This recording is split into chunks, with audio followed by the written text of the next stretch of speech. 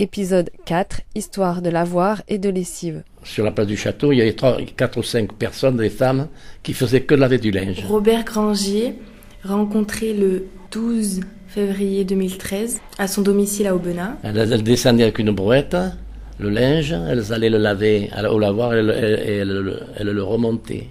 Pour les gens, voyez-vous. Elles gagnaient leur vie comme ça. Alors je vais mettre en l'honneur les femmes. J'ai vu des dames, des femmes qui partaient d'Aubenas, de la banlieue d'Aubenas, avec une brouette et un tonnelet. Ils descendaient à l'Ardèche, ils allaient laver leur linge, le rincer et tout, et remonter à Aubenas avec la brouette. Vous voyez ? Rencontre avec les résidents de la maison de retraite Le Charnivet le 21 décembre 2012 à Saint-Privat. On allait chercher l'eau aux fontaines avec des seaux et des cruches, ou des espèces d'arrosoirs là, qui avaient un bec. En principe, chaque rue avait une fontaine. Et puis la vaisselle, on faisait comme ça, on rinçait l'eau. Et même pour la toilette, c'était pareil. Hein. On se servait que de ça, on n'avait pas des salles de bain à ce moment-là. Pour le lavage du linge, moi, encore je dis rien parce que moi, comme mes grands-parents habitaient à la campagne, ma mère allait laver son linge là-haut, à la campagne. Mais autrement, il y avait les lavoirs publics. Les gens allaient laver leur linge là. À la fin du 19e siècle, un réservoir fut construit à Lérette afin d'alimenter le quartier de Pont-d'Aubenas.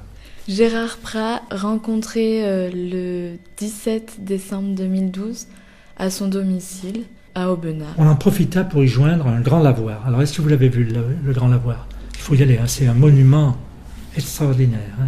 On dirait une cathédrale. Hein. Lérette est au-dessus. On en profite pour y joindre un grand lavoir public. En effet, les fontaines ne permettaient pas de faire la lessive. Il fallait donc toujours descendre à l'Ardèche pour rincer le linge.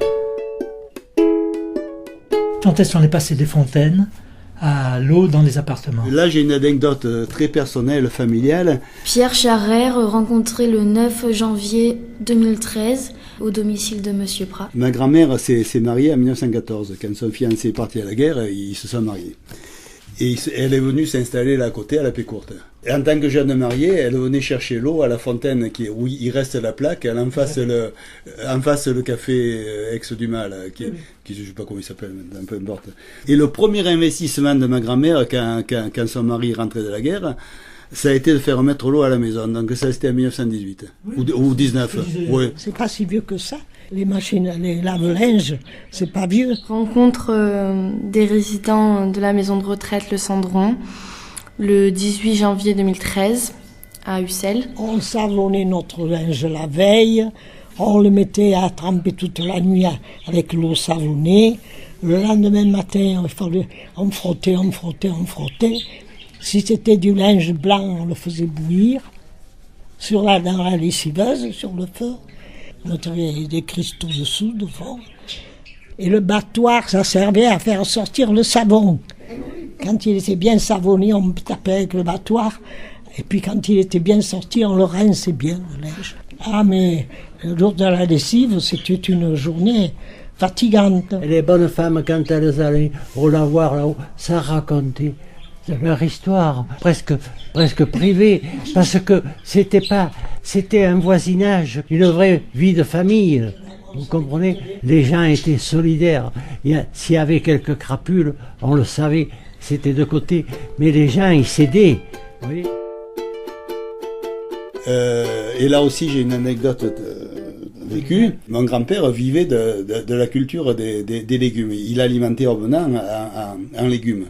Et notamment les charcutiers qui lui achetaient les blettes pour faire les caillettes. Bon, ça, on est en plein Ardèche. Il fonctionnait de la façon suivante. Il y avait un grand lavoir à la place actuelle Olivier de Serre, qu'on appelait la place du lavoir à l'époque. Et il y avait 2 bacs. Il y avait un bac pour laver le linge, donc avec de la lessive, et il y avait un bac pour rincer. Donc l'eau était beaucoup plus claire. Et une fois par semaine, le fontainier, donc le seul responsable du service des eaux à Aubenas, vidangeait son bassin. Et mon grand-père était d'accord avec lui. Donc, il laissait passer la vague d'eau sale de la lessive. Et par contre, dès que la vague d'eau un peu moins sale du rinçage arrivait, il a stocké dans sa citerne. Tenez-vous bien, il y avait un lavoir au-dessus du Champ de Mars et un lavoir sous Lérette, qui existe toujours. Alors, ce lavoir, c'était interdit d'y aller parce qu'il était fermé, mais on sautait par le mur et on allait s'y baigner dedans, dans une eau épouvantable. Parce que le lavoir n'était pas nettoyé chaque fois, on sautait dans ce seau qui était plus ou moins boueuse. Et avant qu'on ait le certificat d'études, avant d'avoir la bicyclette pour aller se baigner au bord de l'Ardèche, on se baignait au lavoir sous les rettes. C'était une puanteur, mais enfin on y allait quand même. Ah oui. Parce que le lavoir était ouvert pour les lavandières, mais il n'était pas ouvert en permanence, il le fermait pour pas que les gamins aillent faire des bêtises, vous comprenez.